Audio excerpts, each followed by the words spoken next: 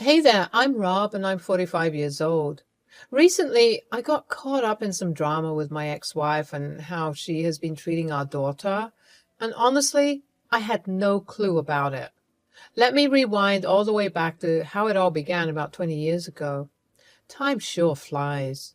Looking back, it all started around 20 years ago when Marianne and I first met at a bar. I had just achieved my airline transport pilot license and I was celebrating. The moment I laid eyes on Marianne, I was already in love. It was like magic, and I thought she was the one from the get-go. We hit it off instantly, started dating, met each other's families, and everything just fell into place. 2 years later, I was 27, she was 25, when we said, I do. The proposal was for books. It was very private, but it meant a lot to us. I whisked her away on a sweet picnic, and as the day turned to night, we were stargazing with a bottle of wine. That's when I popped the big question, and she said yes. Not long after our marriage, Marianne became pregnant with our first child, Joe, just a month into our marriage. That's when I was already up in the skies as a pilot. I admit I've been an absent dad for a big part of my life. Marianne took on the role of a stay-at-home mom while I was flying all over the place, doing my pilot thing. Before we got married, flying was something Marianne and I enjoyed together. However, as our family grew, circumstances changed and my absence became more pronounced. My flying schedule limited the time we could spend together, and I regret not being more present during those crucial moments of Joe's upbringing. Back when I had more time before taking on a full-time job, Marianne and I were inseparable. We would go flying together once in a while, cherishing those thrilling moments in the sky, and we had a blast doing other couple stuff as well. But when the job and our son Joe came into the picture, things got a bit tricky. My pilot gig had me away from home way too much, and I knew it was tough on Marianne. Still, whenever I managed to be home, we made it count, man. We'd plan romantic dates, call up a babysitter, and just have a great time together. But looking back, I do regret not being there as much for Joe. Those classic father-son moments, like teaching him to ride a bike or shoot hoops, just slipped through our fingers. Joe was into football, and even attending his football games became a rarity due to my busy work schedule. It seriously bummed him out because football meant a lot to him. But then the heavens smiled upon us and little Dorothea, or Dottie, entered our lives. However, during that time, I could see that Marianne wasn't doing so well emotionally, and I totally understood why. I mean, she was practically a one-woman show raising the kids while I was out flying all over the place. While she was just a tiny tot, I lucked out and managed to switch to part-time work, which gave me more time to spend with Marianne and the kids. Marianne and I patched things up, and it felt like we were reliving our wild 20s all over again. It was a frickin' happy time. During those part-time work years, I soaked up every moment with Dottie, and it was awesome. But I couldn't help but notice that Joe had grown distant from me. I chalked it up to the typical teenage hormones and didn't dwell on it too much. Then came the time when I needed to go back to full-time work, mainly because I was the sole earner in the family. With the kids getting older, I wanted to support them, especially Joe, who would be heading to college soon. I felt a strong urge to compensate for the times I couldn't be there for him, and one way I thought of doing that was by helping out with his college tuition. Little did I know that this time, when I left for work, things wouldn't be the same when I got back home. I had just gotten home from a long flight, taken a refreshing shower, and had dinner with the kids. Then Marianne and I headed upstairs after wishing the little ones good night, and that's when she dropped a bombshell on me. I want a divorce. Whoa! That came out of nowhere. Really, Rob? It's been 17 years. I do not even recognize you anymore. I don't know the book on your nightstand. It used to be our thing, right? We hardly talk. The person I knew seems to have vanished. Every time you come home, I welcome you with open arms, but all you do is talk about your flights. I listen and then I tell you about the kids. It's like we've lost the us in all of this. I feel like I'm just a bored housewife now. If it's all in my head, tell me now. Tell me if I'm wrong. No, you're not wrong. I've let things slip, and I'm sorry for not being the person I promised to be. It's not your fault, but I can't keep holding back anymore. I haven't found someone new, but I won't lie. I thought about it. I've been trying to keep things together for the sake of the kids, but I can't do it anymore. I understand. I'm sorry, Marianne. If you want the divorce to happen, I won't stand in your way. After the separation, Marianne and I agreed that joint custody would be best for the kids, and it made sense for them to live with her since she knew them better. I was like a stranger in their lives. Surprisingly, the divorce didn't hit me as hard as I thought. Don't get me wrong, I was devastated, but I guess being away all the time had already killed the love between us. I still had respect for Marianne, though. After all, she's the mother of my kids, and I miss those little munchkins like crazy. Marianne and I completely lost touch after the divorce. Our only communication was about child support. I relied on the kids to fill me in on how things are going with her and how they were managing at their grandparents' place. I felt bad for them, honestly. I even offered to help Marianne find a place to rent, but she turned it down. Eventually, during one of their visits, the kids dropped the bombshell that they had moved in with Marianne's new boyfriend, Matthew. I guess it was bound to happen sooner or later, but I just hoped the guy treated Marianne and the kids well. I wanted to talk to her about it, but she wouldn't respond when I brought it up. The weird thing was the kids became really quiet ever since they moved in with him. It was kind of off-putting, but I didn't think much of it until Joe left for college. I helped him out with college tuition, and he was grateful for that. With Joe gone, I had to pick up Dottie from Marianne's new place, or rather her new boyfriend Matthew's place, and let me tell you, that dude gave me a sketchy vibe. The first time I saw where they lived, I was like, whoa. No judgment or anything, but it wasn't the best place, and I couldn't believe Marianne went for a guy like that. When I went to pick up Dottie, Marianne opened the door. Seeing her after so long was like a blast from the past. She looked different, all troubled and stuff. She was wearing a robe, looking pale and skinny, and, no offense, kind of old. Something seemed off. Hey, how's it going? I'm okay. Yeah, cool. So this is Matthew's place? Yep. I've been seeing him for a while now. Dorothea, can you hurry up and leave already? That is when I heard Matthew calling out for Dottie, and it felt like he was screaming at her. I did not like the dude for talking to my daughter like that. It just did not sit right with me, and with all of Marianne's short replies, something definitely seemed off. She had never been this quiet in her life. It was like she had lost her spark. She looked tired even more when she was with me. It made me wonder what was going on in her life and if everything was okay. I took Dottie with me, and we had an awesome evening. We watched her favorite movie, The Princess Diaries, for like the 10th time while munching on Takis, but hey, I was not complaining. I was just so happy to be spending time with my daughter. For dinner, we ordered pizza, and then we indulged in Ben & Jerry's cookie dough ice cream for dessert. During our little dinner chat, I tried to get to know more about this Matthew character. So, does Matthew treat your mother right? Yeah. Well, is he nice to you? Yeah. That's good, kiddo. You know, you can always tell me if you have any problems. Your daddy's always here to protect you no matter what. Okay, Dad. Then I asked her about school. How's school going?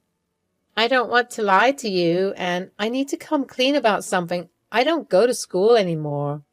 Mom told me to keep it a secret from you. She pulled me out of school and said I could continue next year. Dad, please don't tell Mom that I told you. You don't understand. It would just get me into bigger trouble. Are you in trouble, sweetheart? Is everything okay?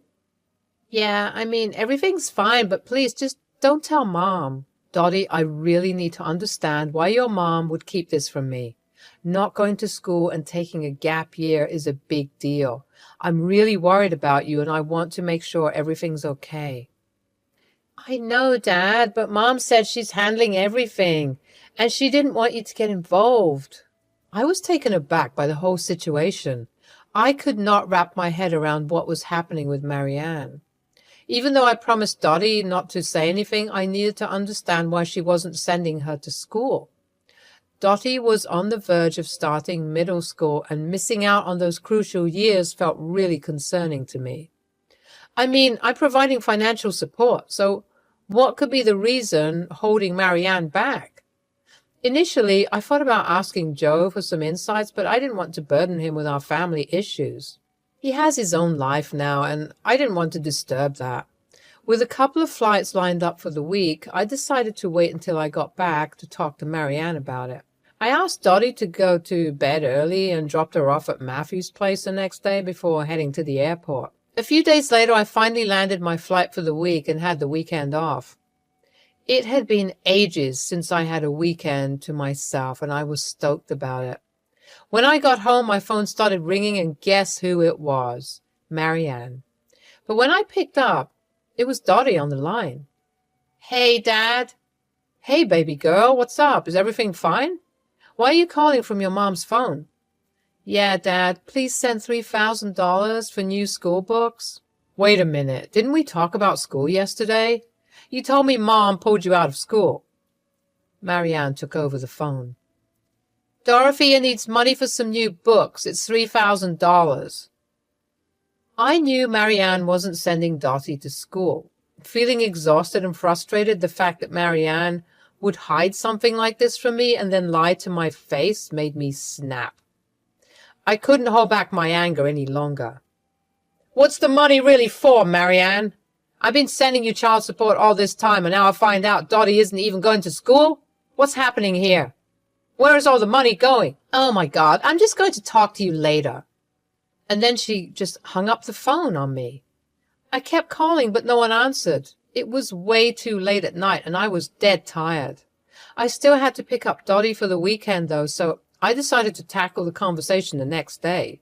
I couldn't help but feel mad and suspicious, though. What on earth was Marianne hiding from me? I only wanted what was best for my daughter's education, and it was bugging me big time. Wondering where all the money I had been sending her had gone. It was around 1 in the morning when the phone started ringing. I picked it up, and to my surprise, it was Dottie. She was crying, and I immediately got worried. What had happened to make her so upset? Dad, can you come pick me up, please? Are you okay? What is going on? Where's your mom? Where's Matthew?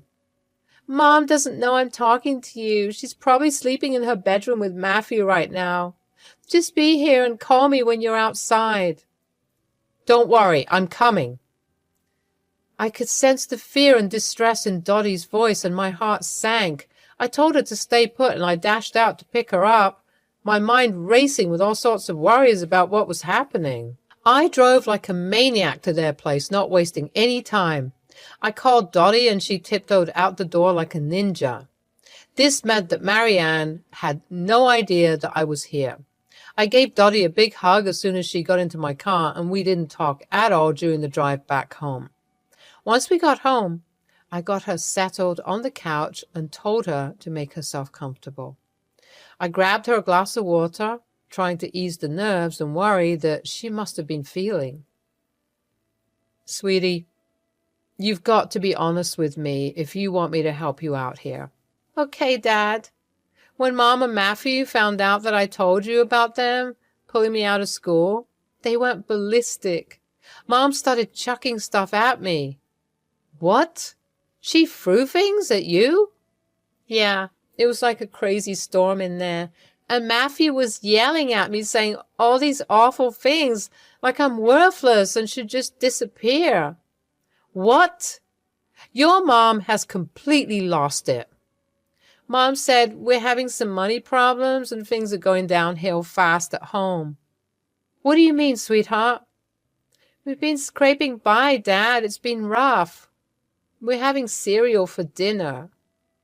How long has this been going on for? Joe never mentioned any of this to me. Since Joe left for college. I couldn't believe what my daughter was telling me at first. It was just so hard to wrap my head around the idea that Marianne, I knew, who had always been a good mom, could do something like this. Joe never complained about her, and yeah, she could be strict, but never abusive. But here's Dottie claiming that Marianne slapped her and threw stuff at her, while that dude, Matthew, was spewing nasty, hurtful words at her like she was some piece of trash. My blood was boiling with anger and worry for my little girl. After putting Dottie to bed, I poured myself a drink and sat down feeling terrible. It hit me hard, thinking it was all my fault. If only I had been there for my wife and kids right from the start, maybe things wouldn't have turned out like this. Marianne had apparently gone off the rails, and now my kids were suffering because of it. It broke my heart to think they might carry trauma from all this. Hearing what Dottie went through that day made me wonder what else Joe had kept hidden from me. I had so many questions swirling in my head. Why was Marianne acting like this? What caused her to change into someone unrecognizable? Had my absence turned Marianne into a monster? The next day, I asked Dorothea to stay home and headed over to Marianne and Matthew's place. I was so furious that I feared I might actually punch that guy for what he said to my daughter. I knocked on their door, and Matthew answered. We were expecting you. Where did you take Dorothea? She's my daughter, and it's none of your business where she is. Where's Marianne? I stepped inside the house. Marianne was there, sitting on the couch, sobbing uncontrollably.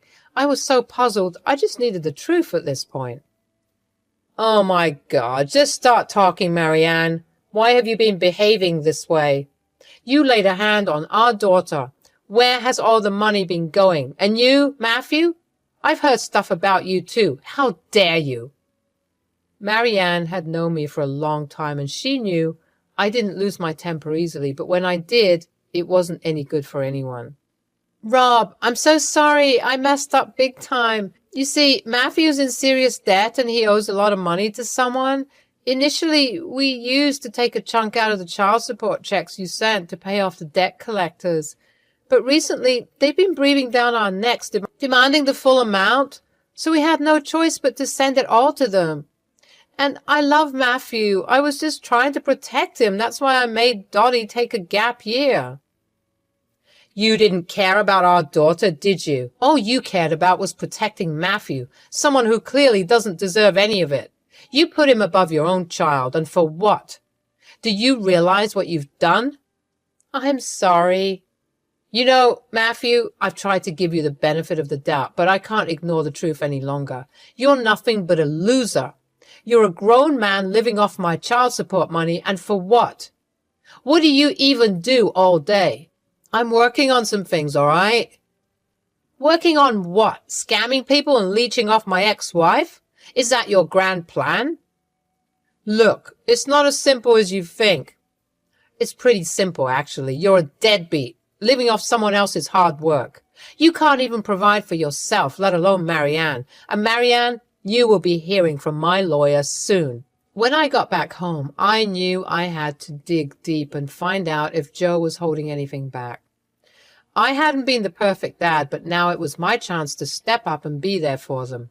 I could tell my kids felt let down by their mom's actions, so I had a heart-to-heart with Joe.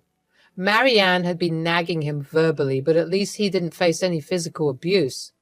That gave me more reason to take action and protect my kids. I consulted my lawyer, and together we took the matter to the authorities, shedding light on the abuse and neglect my children had endured. And guess what? I finally won the legal battle and got full custody of my kids. Marianne tried to beg her way out of it, but the court wasn't buying it. She lost custody and visitation rights. As for Matthew, my gut feeling about him was right. It turned out he had a criminal record for breaking and entering, leading to his imprisonment for a year. I've retired from flying and moved into a role in management and mentorship, all with the sole purpose of being there for my daughter and son this time. I want to make up for lost time and create a loving and supportive environment for them. My kids are my priority, and I'll do whatever it takes to give them a safe and loving home. I want them to know that they can count on their dad, and I'll never let them down again. We got a long road to heal, but I'm going to be the best dad I can be.